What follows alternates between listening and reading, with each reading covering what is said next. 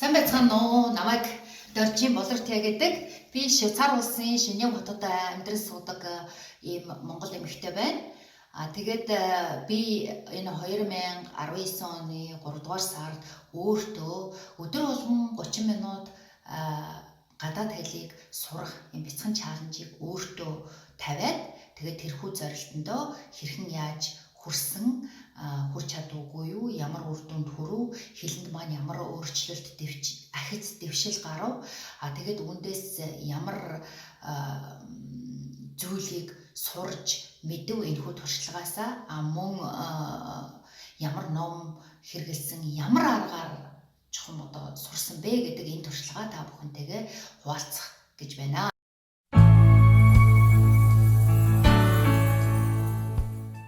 Facebook болон одоо сошиал медиагаар бусад хүмүүсийн одоо биднийг меншн хийгээд таг хийгээд дуудсан энэ чаленжид маш идэвхтэй оролцдог шүү дээ.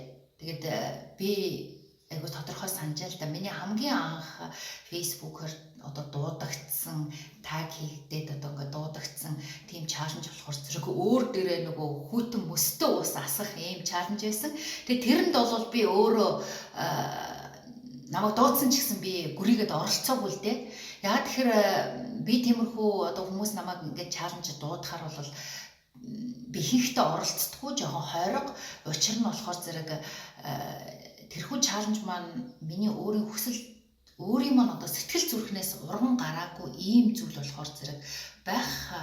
Гэхдээ бол яг өөрт маань одоо таалагдсан тийм чаленжид бол оролцож исэн ном унших ч юм уу тий энэ сард уншиж хамгийн сүүлд уншсан 3 номоо нэрлэж билүү тиймэрхүү чаленжид бол оролцож исэн. Тэгэхээр зэрэг бид нэр хүмүүсийн дуудсан ингээд ийм чаленжид идэвхтэй оролцоод байдаг юм чинь яхаараа одоо өөртөө одоо зориг болгон ажиллаж байгаа өөрийнхөө одоо хүсэл тэмүүлэл болсон тэрхүү зүйлдээ хүрэхийн тулд яагаад хүн өөртөө ийм зориг буюу чаленж ийм тавиад ажиллаж болдгүй юм бэ гэдэг ийм санаа надад үүдэн гарч ирсэн. Тэгээд тэрнээсээ үүдээд би миний одоо өөртөө зориг болгон одоо ажиллаж байгаа надад шаардлагатай амьдралд маань зайлшгүй шаардлагатай байгаа зүйлийн нэг болохоор зэрэг Франц хэлийг сурах.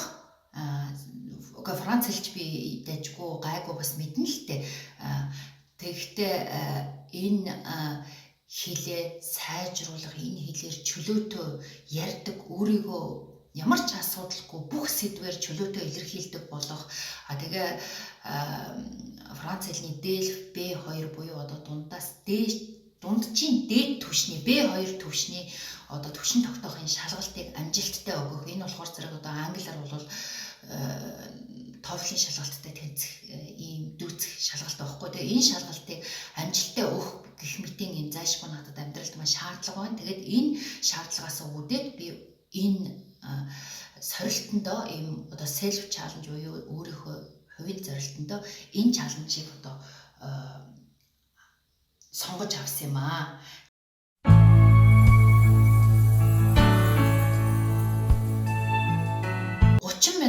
30 минут одоо гадаад хэл үзэх анхын санаа маань юунаас үүдэн гарсан бэ гэхээр зэрэг би та бүхэндээ бяцхан одоо юм надад тохиолдсон явдлаас хуваалцъя гэж бодлоо. Тэр маань болохоор зэрэг би энэ өнгөрсөн 2 дугаар сар цагаан сарын дараахан Германы Мюнхен хот руу бол найз дээрээ очих гээд ингээ викендийн юм аялал хийсэн байгаа. Тэгээд тэр галт тэргээр явсан. Энд манай Женевээс одоо Цюрих бишээ Мюнхен хот руу галт тэргээр явхад бол Цюрихээр дамжаад 7-8 цаг бол явдаг. Тэгээд Цюрих хотын галт тэрэг Цюрих хотын одоо онгоцны буудлаас бол надтай миний одоо өөдөөс харсан энэ суудал дээр нэг англи 2 жоохон хүүхэдтэй нэг хэдхэн сартай 7-8 сартай нөгөөх нь болохоор зэрэг бүр 3-4 настай ийм 2 хүүтэй ийм англи эмэгтэй миний өөдөөс харсан суудал дээр суугаад бид хоёр бол цаг гаруй 2 цаг шахуу одоо ингээд өөдөөсөө харан сууж явсан. Тэгээд мэдээ замын уус чинь чөлөөтэй хоорондоо ярина. Франкофон ч юм уу манай одоо Женевийн хүмүүс исэн бол ярихгүй л дээ. Тэр нөгөө англофон юм уу Америк ийм хүмүүс болохоор зэрэг чөлөөтэй хүмүүстэй харьцдаг учраас бид хоёр ингээд элдвийг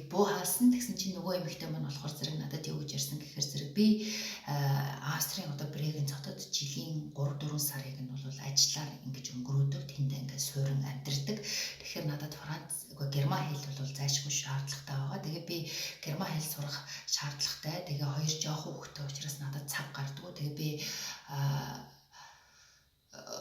хүүхдүүдээ өглөө сэрэхээс өмнө юм уу одоо өдөр ингээд унтчих хооронд дуу хийж унтчих хооронд нь цаг гаргаад өөртөө цаг гаргаад 10-аас 15 минут герман хэлийг үзэж эхэлсэн. Ингээд тэгж ярихгүй тэгэнгүүт нь би бүр гайхаад хүйе тэгээ өдөрт 10-15 минутад ингээд гадаад хэл герман хэл үзэхээр тэгээ үнэхээр юм сурч гин үү нэмэр болж гин үгээ бүр ингээд гайхаа асуусан чинь нөгөө эмэгтэй маань бүр хүй үнэхээр нэмэр болдгийм бэ. Би одоо ингээд үзэж эхлээл ингээд сар болсноос хойш бүр хүмүүстэй ингээд хэл амгаа ололцоод ойр зурийнхаа юмнуудыг яриад хүний хэлснийг бүр ингээд чих онгоогоод ойлгоод байна. Тэгээд тэрэндээ маш их урам зориг аваад их баяртай байгаа гэх тэгэнгүүт нь надад ямар санаадаг орж ирсэн бэ гэхээр зэрэг за би одоо ингээд Франц хэллээ сайжруулахын сан үзэхийнсэн гэд ингээд бодоод яриад л ингээд яваад л баг өөрөөсөө залхатлаа гэж байгаа шүү дээ тий. Ингээ яваад байна. Тэгэхээр зэрэг ерөөсөө хамгийн түрүүнд би энэ 2019 оны тэр чинь 2 сар байсан чинь 3 сарын 1-ээс ахуулаад би өдөр болгон 30 минут хийя. Тэгэхээр зэрэг би болохоор зэрэг энэ олон жилийн өмнө худалдаж авч байсан. Анх одоо Женевт би ирээд 12 дахь жилээ болох гэж байна. Тэгээд анх ирэнгүүтээ мэдээж би Франц хэл огт мэдэхгүй ирсэн. Тэгээд өөртөө зориулж энэ Hugo Complete French Course гэдэг ийм ийм ном худалдаж авч ирсэн. Тэгээ энэ одоо зүйл маань болохоор биедан Франц хэлийг биедан сурах ийм бичиг ном багхгүй юу. Тэгээ энэ ном маань болохоор зэрэг дотроо ингээд ингээд нээгдэхээрээ хоёр юутай энэ талд нь болохоор зэрэг ингээд энэ Франц хэлийг анхны суралцах шиг зориулсан beginners language course гэсэн англи тайлбартай юм ном. Энд нь болохоор зэрэг Hugo Advanced French Course гэдэг ийм хоёр номтой дотроо тэгээд ном тус бүр маань 3 ширхэг CD-тэй 1 2 3 гэсэн CD-тэй. Тэгээ энэ номыг бол би 10 жилийн өмнө худалдаж аваад тэгээ яг хуу тухайн үед бол би Франц хэлний эхний 2 жил бол Франц хэлний курст бол явсан, энтхийн сургууль курсүүдэд явсан. Тэгээд тэр курстэй явахынхаа хажуугаар бас явах курсын хооронд чөлөө цаг дээр нь бол дандаа энэ одоо анхны шатныхаа энэ номыг CD-гийн сонсоод үзсэн. Тэгээ үзээд бол энэ 3 сар гэдэг чинь 1-7 хоногт нь нэг одоо хичээл үзэх юм байлээ л дээ. Тэгээ 12 одоо ингээд хичээлтэй 12 юниттэй юм ном байгаа. Тэгээ энэ 12 юниттэй энэ номныхоо бол би 10 хичээлийг үзээд тэгээд зогссон. Тэгэхээр сүүлийн бараг 10-аад жил одоо энэ номыг эргүүлж барайгүй хараагүй гэх юм байна шүү дээ. Тэгэхээр зэрэг элдв одоо янз янзын энэ тентхийн ингээд янз янзын ном уншдаг ч юм уу, ном ингээс барьж авч ирснийхээ оронд ерөөсөө юм системтэй маань дээргээд энэ номоо барьж авсан. Тэгэхдээ энэ номоо барьж авахдаа би чинь тэрнээс хойш одоо 10 жил юу ч хийгээгүй юм чинь хэдийгээр би энэ хичээлүүдийг энэ одоо ингээд 7 8 өдр гэсэн хичээлүүдийг ингээд 10 хүртэл үзсэн гэж амж мэдж байгаа хэдий ч нэгээс нь үзэх гэхээр бүр арай хэтэрхий одоо анхны шатны болчих шүү дээ тий нөгөө түв. Тэгэхээр зэрэг энэ хичээлээ яг голоос нь буюу 7 дугаар хичээлээсээ авахулаад үзсэн. Тэгээд 12 дугаар хичээл хүртэл бол энэ 3 сард бол 12 дугаар хичээлийг хүргээд гэхдээ дуусгаагүй бол дуусгасан байгаа. Нод хэл сурахад нэмэр болдго юм байна. Ингээд нэг мөсөн ингээд шууд одоо ингээд өдөр болгон 1 цаг 30 минут буюу 90 минут өдөр сурах гэжсэнийхээ оронд ингээ 30 минут та бүхэн хийгээрээ нэмэр болдго юм байна. Тэгээ 30 минут гэхээр бол нэг их том биш. Тэ? Тэгээ хийгээрээ тэгээд хийхдээ бол ингээд энэ тентхийн ингээ янз янзын юм ингээд барьж авч яснийхээ оронд эрдэмтэн одоо тухайн хэлний эрдэмтэн мэрэгд багш нарын боловсруулаад шинжлэх ухааны үндэстэй боловсруулаад гаргачихсан юм бэлэн ямар нэгэн номыг барьж аваад тэгээд тэрэн дээрээ ерөөсөө үг үсэг алдалгүй бүгднгийн сурах те одоо францаар бол maîtrise гэж байна те англиар бол master энэ номон дээр одоо чи энэ номныхоо 4-р хичээлийн үзлээ гэхэд тэр 4-р хичээлээс мэддгүү үггүй мэддгүү дүрмгүй, мэддгүү, текстгүй бүрэн өөр юм шүүлж эзэмших ийм зорилго тавиад тэгж ингээд нягт нямбай бүгдийг үзээрэй. Тэгэх юм бол системтэй мэдлэг суун системтэй ингээ багаасаа системтэй анхан шатнаасаа системтэй мэдлэг суучих юм бол дараагаар нь тэр дээд шатнд гарцсан хойноо ингээ мэдхгүй үггүй эн чинь мэдлэг гэдэг чинь анхан шатныхаа юмн дээр суурилсан мэдлэгийг л дараагийн шатанд ойлгодог байгаа шүү дээ. Тэгэхээр одоо суурай одоо барилгаар бол фундамент одоо подолыг нь одоо нурахгүй салхинд газар хөдлөлтөнд нурахгүй одоо юм байшин барьж байгаатай ижил юм. Юун түрүүнд болохоор зэрэг энэ мэдээж номон дээр те ном за шинэ одоо хичээл эхэллээ. За week use гэдэг энэ 9-р хичээл юм. Тэгэнгүүт ном маань болохоор зэрэг эхлээд нөгөө англиар тухайн одоо хичээл дээр үзэх ингээд дүрмүүдийг ингээд тайлбарласан англи тайлбар байгаа. За тайлбараа болоод тайлбараа уншаад ерөнхийд нь ойлгочлоо. Тэгэнгүүтээ дараагаар нь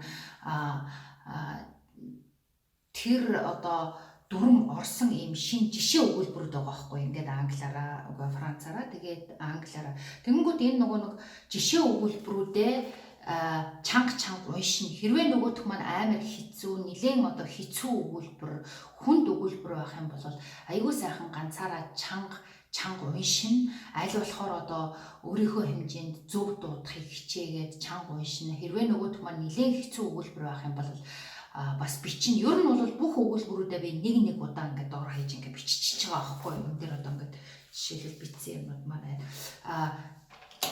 хуулаад ингээд өгүүлбэрүүдэд бичээд тэгээд чанга дор хаяж нэг өгүүлбэрийг 1 2 3 4 удаа нэлээд хэдэн удаа ингээд чанга уншин тэгэнгүүтээ дараагаар нь дасгалуудаа одоо тэрийг одоо баттах гэсэн тэр хичээл дээр үтсэн дүрмийг баттах гэсэн ингээд юм дасгалууд байна. Дасгалаа ингээд хийн. Айгуу сайн төвлөрүүлнэ. Өөр юм бодож жогоод ингээд дэвэн дэлхийн юм бодож жогоод ингээд энчэнэ ингээд бичих юм бол тэр шинээр одоо тэр бичиж байгаа өгүүлбэр чиний одоо тарих толгоонд бол тогтохгүй. Тэгэхээр зэрэг яах вэ гэхээр зэрэг би зарим одоо үнэхээр тогтооё гэсэн одоо хүнд өгүүлбэр үгээ бол яах вэ гэхээр зэрэг олон удаа давтдаг. Тэгээ үүнтэй ингээ холбогдоод нэг одоо зүйлийг хэлэхэд бол латин ардын зүйрцсэн үг гинэ. Энэ үгийг би хүүдээ дээр ингээд маш их олон удаа хэлдэг.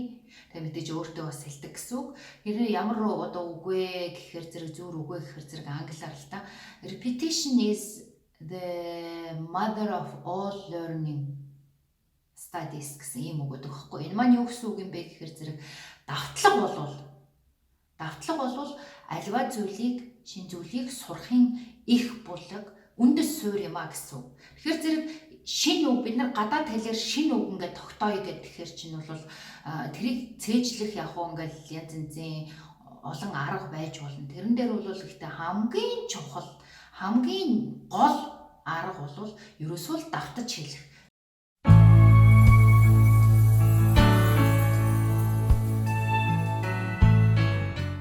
Үр дүн ингээд бүр судлаад ингээд тогтооцсон байна хүмүүс төр туршилт хийгээд. Юу гэхээр зэрэг хүн аливаа шин одоо зүйлийг цээжлэе, тогтооё гэх юм бол 20-30 удаа чангаар штэ. Яг тэгэхээр чангаар хэлэхэр хүн өөрөө эргээд ингээд сонсно гэсэн. 20-30 удаа чангаар давтаж хэлэх юм бол тогтоогдно. Харин бичгтэр бол 10-аас 20 удаа гэж аахгүй. Яг тэгэхээр бичгэд чинь болохоор зэрэг хүн нүдэрээ харж ийн гэсэн үг шинийгөө бичсэн юм а. Тэгэхээр харааны ойруу нүд рүү одоо зэрэг ороод тэгээ бас гарын хүртэл хөдөлгөөнд нь хүртэл одоо тогтоно шүү дээ. Тэгээ би одоо ямар аргыг хэрэгэлдэг үг гэхээр зэрэг өгүүлбэр цээжлэхтэй. Би яагаад өгүүлбэр гэдэг ингээд онцлоод хэлээд байна вэ гэхээр зэрэг би ингээд шүн үг ингээд тогтооё гэх юм бол ерөнхийдөө би гавын ганцхан одоо юм цор ганцаараа байгаа үгийг бол тогтоох гэж ерөөсөө ингэж хичээдэггүй. Ялангуяа анхан шатнаас тухайн хэлийг сураад анхан шатнаас дунд шат хүртэл одоо ийм хэл сурж байгаа хүмүүс бол дан ганцхан тогтоохгүй дандаа өгүүлбэрт оруулаад бүхэл бүтэн агуулгаар нь ийм концептоор нь ингээд тогтоовол чиний хэл сурах одоо үйл явцад чинь маш их дэвшилт, их ахиц дэвшлийг хурдан гаргана. Яг тэгэхээр өгүүлбэр тогтоохоор нөгөө өгүүлбэр юм чи ганц үгийг болохоор зэрэг бид нэр ингээд тэрийг чинь агуулга юм концептэнд оруулах бол хэцүү боломжгүй. Өгүүлбэр болохоор чинь тэр өгүүлбэр чинь бүхэл бүтэн утга санааг илэрхийлж байна. Тэгэнгүүтээ нөгөө талаасаа хилцүүн дүрм өгүүлбэр гэдэгт чинь ингээд бүхэл бүтэн дүрм орцсон байгаа шүү дээ. Үйл үг нь хуурцсан байгаа. Тэгээд дээрэс нь одоо тарих толгоондоо сэтгэмжилж одоо кино тэр өгүүлбэрээ төсөөлөн бодох ийм боломжийг бол бүрдүүлдэг учраас би дандаа өгүүлбэр тогтоодог. Тэгээ өгүүлбэрээ би яаж тогтоодгоо гэхээр зэрэг ийм юм ашигладаг. Энэ ингээ миний бугуйч байхгүй юу? Тэгээ заримдаа ингээ гадуур алхаж явахдаа ч юм уу заавал нөгөө хичээлийг хийж явах 30 минутанда биш ингээ юм жижигхэн цаасан дээр нөгөө тогтоомоор байгаа үг орсон, тогтоомоор байгаа дүрм орсон, эсвэл тогтоомоор байгаа үйл үгийн хуурал орсон тэр өгүүлбэрээс хэдийг ингээ жижигхэн цаасан дээр авчиад ингээ карман чиснийхээ карманд хийж яваад тэгээ энэ явж явахдаа яадгүй гэхээр зэрэг энэ одоо нөгөө миний бугуйчинд болохоор зэрэг 21 ширхэг 21 лөө 22 ширхэг юм сувд байгаа байхгүй юу. Тэгээ яг гэхээр зэрэг энийг би ингэж яг өгөхөр зэрэг ингэж нөгөө өгүүлбэрүүдээ ингээд хэлээд ийн гэсэн үг шүү. Тэгэхээр тэгэхгүй бол ингээ гараараа тоолохоор ингээ хүн тоогоо алдчихдаг байхгүй. Тэгэхээр би ингээл өгүүлбэрээ нэг хэллээ инглээ, ахаал хоёр хэллээ гэл тэгэл нэг бүтэн тойрол энэ дээр ирэхэд би өөрөө ингээд юм хийсэн байхгүй. Бүтэн ингээд тойроод ирэхэд би нөгөө өгүүлбэрийг 22 удаа давтчихж байна гэсэн үг. Тэгэхээр тэр чинь хүн чанга хэлэхэд нөгөө өгүүлбэр тогтоогддгоо гэдэг бол би ингээ 22 удаа хэлчихэж байгаа юм чи энэ өгүүлбэр тодорхой хэмжээгээр миний тарих толгоонд одоо орсон гэсэн үг. 10-аас 20 удаа уншихад 20-аас 30 удаа чангаар одоо хэлэхэд унших чи байхад чангаар хэлэхэд 20-аас 30 удаа сонсоод хэлээд тогтоогддог бол хүн сонссон юмыг бараг 60-70 удаа их олон удаа сонсох гэсэн шүү. Жоохон хүүхэд бол одоо өөрийнхөө их хэлийг ээжээсээ ааваасаа орчноосоо сурж байхдаа тэр тухайн үгийг 100 удаа орчим сонсч иж тэр нь ингээд тархинд нь хоногчоод тэгээ сүултээ амнаас автоматар урсж гардаг гэсэн шүү. Тэгэхээр зэрэг бид нар бол мэдээж жоохон хүүхэд биш болохоор зэрэг арай цөөхөн удаа одоо сонсоод бол тарих толгоонд тогтно баг. Тэгэхээр зэрэг бол би тэр диалогоо сонсохдоо бол заавал одоо яг хичээлийг хийж явахдаа мэдээж анхныхаа эхний хэдэн удаагаа сонсно. Тэгээ 30 минут хэмжээгээс дуусч штэ. Тэгэхээр зэрэг бусад өөр юм хийж явахдаа юм индүүдж явахдаа ч юм уу гэрийнхээ ажлыг хийж явахдаа тэгээ хоолоо хийж явахдаа нөгөө CD-га бас ингэж давтан сонсуулж ингэж тарих толгоондоо чихэндээ хоногшуулахыг зорддог. Хэлийг ингээд сураад ингээд хичээлийг хийж яхад тэр арга чинь өөрт чинь таалагдчих чинь айгуу чухал. Хэрвээ чи одоо юм бичих дурггүй бол би одоо нэг хүүхдэд ингээд англи хэл зааж яхад ингээд хуулж бичээ гэхээр нөгөө хүүхд маань өөрөө нөгөө ингээд хуулж бичих дурггүй гэдэг чийсэн байхгүй. Тэгэхээр зэрэг хэрвээ хуулж бичих арга өөрт чинь таалагддаг бол заавал тэр аргаар бол хийгээд хэрэггүй. Зүгээр л нэг 2-3 удаа хичээл болчихгүй юу. Чанга унших арга таалагдвал тэрүүгээрээ хийгээд гэхдээ мэдээж хичнээн тэр таалагддаг арга байлаа ч гэсэн чинь хүн юм чинь тодорхой хэмжээгээр нөгөө юмаа ингээд чанга удаа олон удаа давтаад хэлэхээр сүултээ уйдаад залхуурчдаг байхгүй. Тэгэнгүүт ингээс аргаа солиол дахин нэг сэргээ чарж буцаж очиж одоо нэг сэргээхгүй тэр чинь тухайн үедээ ингээд тогтоогдож байгаа юм шиг бол учраас хагас нь юм уу 20% нь бүр 80% нь эргэж сэргээж харахгүй бол эргээд ингээд мартагдчихдаг шүү. Тэгэхээр ингээд байнга 2 удаа нөгөө урагшаа 2 алхаад хойшоогоо нэг алхаж ингэж түрүүнд үзснээ эргэж нэг сэргээж харах. Бүр ингээд сайн хийдгүү маа гэхэд эргэж сэргээж харснаар тэр чинь яг ингээд тархинд чинь бат бөх үлдэнэ гэсэн үг.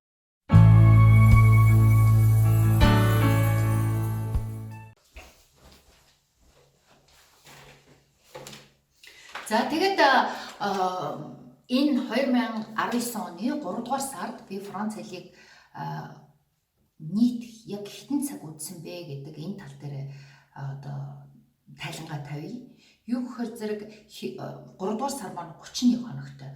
31 хоногт би хэрвээ өдөр болгон үзсэн бол нийтдээ 15 цаг 30 минут үтсэн байх хэвээр тий. Тэгээ би одоо ингээд дүгнээд энийг бас надад мэдээж бүртгэж явсан. Тэгээд өнөөдөр одоо би Франц хэлийг хийгүүгээд ингээ бүртгэж явсан. Тэгээ ингээ харахад бол би нийтдээ 3 дугаар сарын 31 хоногийн 21-нд нь үтсэн билээ. 21-нд нь үтсэн. Тэгэхээр 10 өдөр үтсэж чадаагүй гэсэн үг. Хагас бүтэн сая өдөр бол хүмүүст амралтын өдөр байдаг бол надад баг ажлын өдөр байдаг. Тэгээд манай 2 өдөр байгаа учраас би одоо ингээд яг хичээл хийлээ нэлээ гэдэг ингээд суугаад тэгээ өглөөний өдөр унтаж мунтаад ингээд хийх боломж олдохгүй байгаа байхгүй. Тэгэхээр хагас бүтэн сая өдрүүдэд дандаа алхассан байна. Тэгээ би дундуур нь нэг 4 хоног Италийн Венец хот руу аялсан байгаа. Тэр 4 хоногт бол бас Франц хэлийг үзээгүй. Гэх мэтчлэн ингэж яажгаад нийтдээ 31 хоногоос 21 хоногт нь бол Франц хэлийг үзэж чадсан. Харин нийт үзсэн цагаараа бол би 15 цаг биш. 15 цаг 15 минут 30 минут биш. 14 цаг 30 минут үтсэн билээ. Тэгэхээр яг одоо нийт цагийнхаа хэмжээгээр бол нийт үзье гэж яснасаа ганцхан цагаар л дутуу үтсэн гэсэн үг. Тэгэхээр бол би үтсэн цагаараа бол одоо өөртөө тавьсан чаленж зорилтынхоо 90% нь хүрсэн гэсэн үг. Харин нөгөө нэг давтамжийнхаа хувьд бол 60-70% нь хүрсэн гэсэн үг.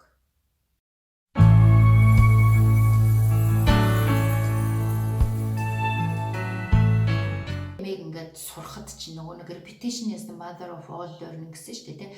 Тэрэн шиг альва ямиг ингээд яг ингээд толгоондоо автоматжуулж ингээд сурах гол үндэс нь бол нийт тэр мэдээж цаг тэгээд тэр хэр ойрхон давтамжтай байна. Тэр давтамж хоёрын одоо хоршил юм байлээ шүү. Ингээд нэг өдөр 7 хоногт одоо нэг өдөр одоо баг 3 цаг би ч одоо өдрөө болгон 30 минут үзэх юм бол нэг нийтдээ 7 хоногт 3 цаг 50 минут 3 цаг 30 минут үзэж байгаа зү тэ. Тэгэхээр чин тэр 3 цаг 30 минутаа нэг өдөр бөөгнөрүүлж үзчихээс дараагийн 6 хоног үзэхгүй байж байгаа. Дараагийнх нь 7 хоног дахиад 3 цаг 30 минут үзэх юм бол миний Франц хэлэн дээр гаргах одоо үр дүн ахиц дэвшил бол нөгөө өдөр болгон 30 минут үзснээсээ илүү муу. Хэдийгээр цагийн хувьд тэнцүү байлаач гэсэнтэй нөгөө давтамж нь хол зайтай учраас тэр хооронд чинь нөгөө тархич нь нөгөө үдсэн юмныхаа 70-80%-ийг нь мартчихдаг гэж хэлээ шүү дээ.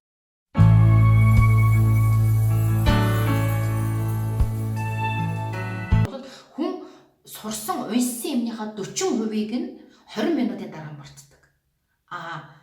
Юу гэлээ? Талыг нь тий 50%-ийг нь 40 минутын дараа мартдаг. Харин 24 цагийн дараа 70%-ийг нь мартдаг гэж байгаа байхгүй. Тэгэхээр 24 цаг биш бүтэн 7 хоногийн дараа бол бүр 80-90%-ийг нь мартчих юм шүү дээ. Тэгэхээр ямар ч үр дүн байхгүй. Тэгэхээр энэ нэг өдөр бөөгнүүлж үзснийхээ оронд жоохноор байнга ингээд давтамжтай өдөр болгон давтамжтай үзэх айгүй чухал юм байлээ. Тэгэхээр энэ 20 өдөр болгон 30 минут гадаад хэлийг үзнэ гэдэг бол би одоо их сайн арга гэж ингэж бодож байна.